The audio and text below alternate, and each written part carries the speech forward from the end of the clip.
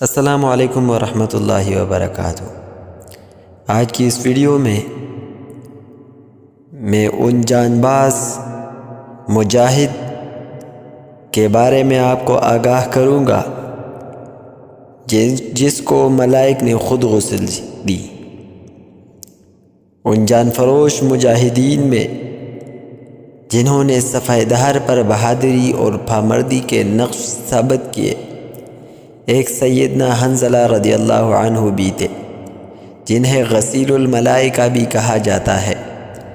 یہ ابو عامر راہب جو اسی میدان احد میں سب سے پہلے میدان میں آیا تھا، اور جس کا ذکر ہم آنے والے ویڈیوز میں بھی کریں گے، اس کے بیٹے تھے۔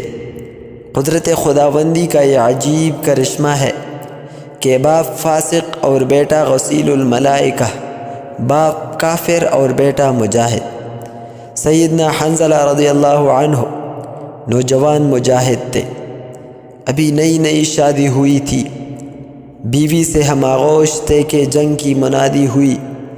آواز سنتے ہی آغوش سے نکل کر میدان جہاد میں چلے آئے۔ میدان جنگ میں باپ جب سب سے پہلے آیا تو سرکار دو عالم سے باپ پر حملہ کی اجازت چاہی، لیکن رحمت عالم صلی اللہ علیہ وسلم نے اجازت نہ دی، کیونکہ آپ صلی اللہ علیہ وسلم نے گوارا نہ کیا کہ بیٹا باپ پر تلوار اٹھائے۔ جب لڑائی کی آگ ہر طرف بھڑک اٹھی تو آپ صفوں کو چیرتے ہوئے مشرکین کے قائد اور سپہ سالار ابو سفیان تک جا پہنچے، اور قریب تھا کہ تلوار ابو سفیان کو افسانہ ماضی بنا دیتی۔ دفعتاً شداد بن اسود نے جھپٹ کر سیدنا حنظلہ پر حملہ کر کے ان کو شہید کر دیا۔ سرکار دو عالم صلی اللہ علیہ وسلم نے ارشاد فرمایا، میں نے ملائک کو دیکھا کہ حنظلہ کو پانی سے چاندی کے برتنوں میں غسل دے رہے ہیں۔